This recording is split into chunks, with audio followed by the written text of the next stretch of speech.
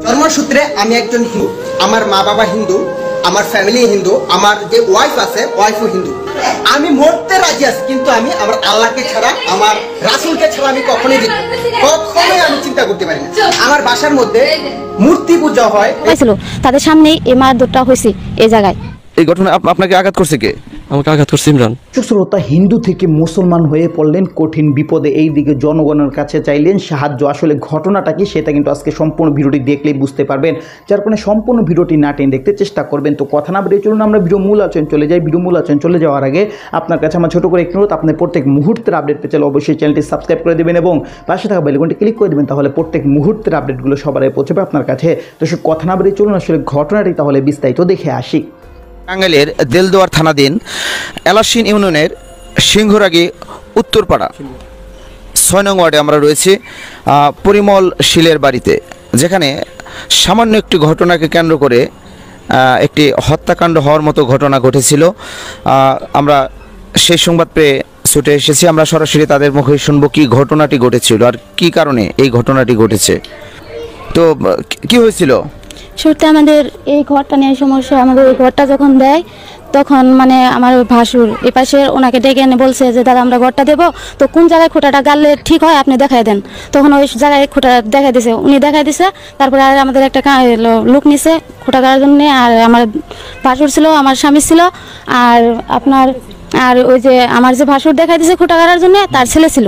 থাইকা দুইটা খাম ওই কোনারটা উত্তর পাশে এবং কি দক্ষিণ পাশে দুইটা খোঁটা গাড়ছে। সে গাড়ার পর তারা কিছু বলে নাই, আর কিছু বলে নাই, বলা টলা শেষ। আমাদের খুঁটা তারপরের দিনকে আমরা নিজেরাই আর যে এই খামগুলো আছে এটা আমরাই গাড়ছি।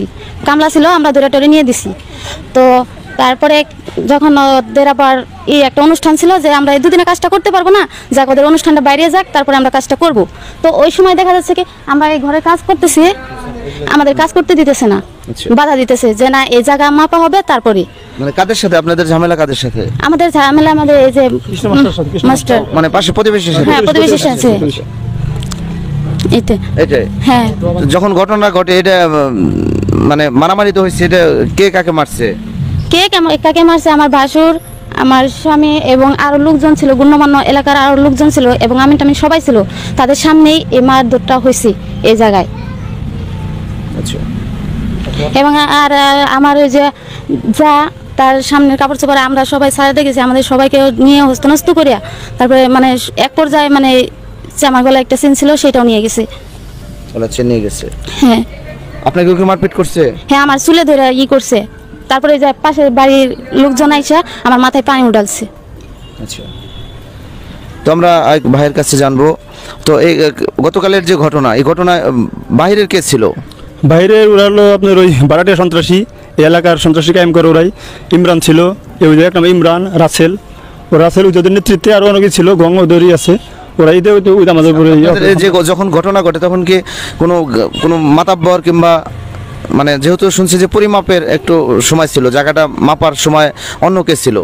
মানে এলাকার কোনো গণ্যমান্য কোনো লোক ছিল? হ্যাঁ, গণ্যমান্য ব্যক্তি ছিল। এলাসিন ইউনিয়ন বিএনপি সাধারণ সম্পাদক নজরুল ইসলাম তালুকদার ছিলেন। ওই এলাসিন ইউনিয়ন আওয়ামী লীগের এক নেতা ছিলেন মহরুদ্দিন ভাই, উনি উপস্থিত আছে। তারপর আমাদের গণ্যমান্য সব লোকই ছিল। তারপর আপনাদের জায়গাটা যখন মাপতে নিছিলেন তখন ঘটনাটা ঘটে? হ্যাঁ, ঘটনা মাপা শেষের এই পরিস্থিতিতে খানপাড়া মহেশ মামা ছিল। এই পরিস্থিতিতে ওই আমরা বলছি তো ঠিক আছে মাপ শেষ, ঠিক আছে যা আমাদের মাপ তো শেষ না, আমার দুইটা অংশ আছে মাপা হয়নি, পরে বুঝ করা যাবে, সমস্যা নেই। এরপর বলা মাত্রই মনে করেন চেয়ারতে প্রথমে বাড়ি দিছে। তারপরে ওই যে দাদা ফিরে বেরিয়েছে, পরে দাদার পিছনে চাপাড়ি মাথায় খুব মাথায় লাগা নাই, পরে যে এই গাড়ি লাগিয়ে পরে যেখানে 7টা সিলাই করেছে টাঙ্গাইল মেডিকেলে কলেজে রিপোর্ট আছে। আচ্ছা, আপনাদের দুটি পরিবার তো হিন্দু, তাই না? হ্যাঁ, আমরা হিন্দু, কিন্তু এদের মধ্যে আপনার ওই বারাটিয়া সন্ত্রাসী তারা নিয়ে আসছে। আচ্ছা আচ্ছা। তো আপনার পরিচয়টিতে কথা বলুন। আপনার নাম? আমার নাম পরিমল চন্দ্রশীল। আপনি কি করেন? আমি সেলুনে কাজ করি। সেলুনে কাজ করেন। আচ্ছা, গতকালের যে ঘটনা, এই ঘটনা আপনাকে আঘাত করছে কে? আমাকে আঘাত করছে ইমরান। ইমরান? হ্যাঁ। আমরা সেই আঘাতের চিহ্নটি দেখাবো, একটু এদিকে ঘুরেন।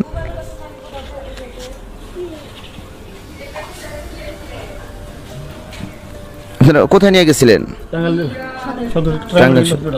কয়টা সেলাই পড়ছে? 7টা সেলাই পড়ছে। 7টা সেলাই পড়ছে। শরীর কি আর অন্য কোনো জায়গায় কোনো মারপিট? পিছনের বাইরে এসে। আচ্ছা, এই ঘটনা আপনার কি আইনের আশ্রয় যাননি? জি স্যার। আপনারা তো দেলদুয়ার থানা? দেলদুয়ার থানা যাচ্ছে। আবার যে ওনাদের যে মহিলা মানুষ তো দেখা যায় না। ও, আপনি কি এবারে গৃহবধূ? হ্যাঁ আমি গৃহবধূ। মানে আপনার আমার ওয়াইফ।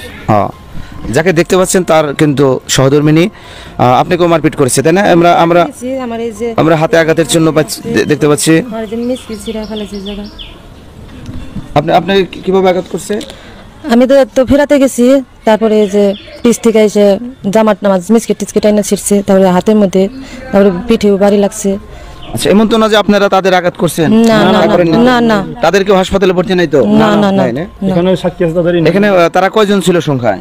অনেক লোক। অনেক, তারা লোক ভাড়া করে আনছিল। লোক ভাড়া করে আনছিল। যেহেতু একটি মামলা হয়েছে, দেলদুয়ার থানায় মামলা হয়েছে, তাই আইন শৃঙ্খলা বাহিনী খুঁজে বের করবে এই ঘটনার সাথে বাহিরের কে কে জড়িত ছিল। তো আমরা দু একজন তো দর্শক, আপনার ভিডিওটি দেখলেন, ভিডিও দেখে যদি আপনার কোনো মন্তব্য থাকে তাহলে অবশ্যই কমেন্ট বক্সে কমেন্ট আপনার মূল্যবান মন্তব্য জানিয়ে দেবেন। দর্শক, এখন আমরা পরবর্তী আরেকটি ভিডিও দেখব, যেটা দ্বারা আমরা আরও কিছু তথ্য আমরা জানতে পারবো। দর্শক, চলুন আমরা সেই ভিডিওটি বিস্তারিত দেখে আসি। জন্মসূত্রে আমি একজন হিন্দু, আমার মা বাবা হিন্দু, আমার ফ্যামিলি হিন্দু, আমার যে ওয়াইফ আছে ওয়াইফও হিন্দু, কিন্তু now I am follower two ইসলাম। আমি ইসলামকে ভালোবাসি, আমার আল্লাহকে ভালোবাসি, আমার রাসূলকে ভালোবাসি। আর এর মধ্যে যদি আমার ফ্যামিলি আসে, আমার ওয়াইফ হিন্দু ওয়াইফ, আমার ফ্যামিলি আসে, আমার যদি মা আসে, আমি মরতে রাজি আছি, কিন্তু আমি আমার আল্লাহকে ছাড়া, আমার রাসূলকে ছাড়া আমি কখনোই আমি চিন্তা করতে পারি না। আমার বাসার মধ্যে মূর্তি পূজা হয়, এই আপনারা দেখতে পাচ্ছেন, এই ফটো পূজা হয়। আমি বারবার তাদের না করি যে ফটো পূজা, মূর্তি পূজা এগুলো করো না, কিন্তু না, তারা কখনো এগুলো মানে করবে। আর সবচেয়ে বড় কথা হচ্ছে আমি তাদের ব্যথা পাইছি, আরে ব্যথা পাইছি।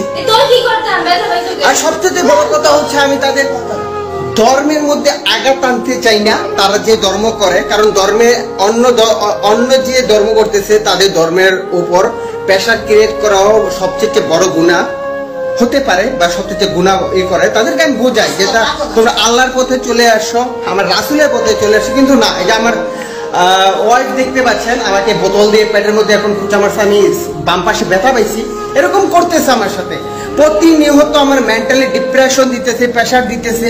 আমার যে ওয়াইফের ফ্যামিলি আছে, তা আমার শ্বশুর, ইভেন আমার শাশুড়ি আমাকে বারবার ফোন দিয়ে বলতেছে যে তুমি এরকম করতেছো কেন, এরকম।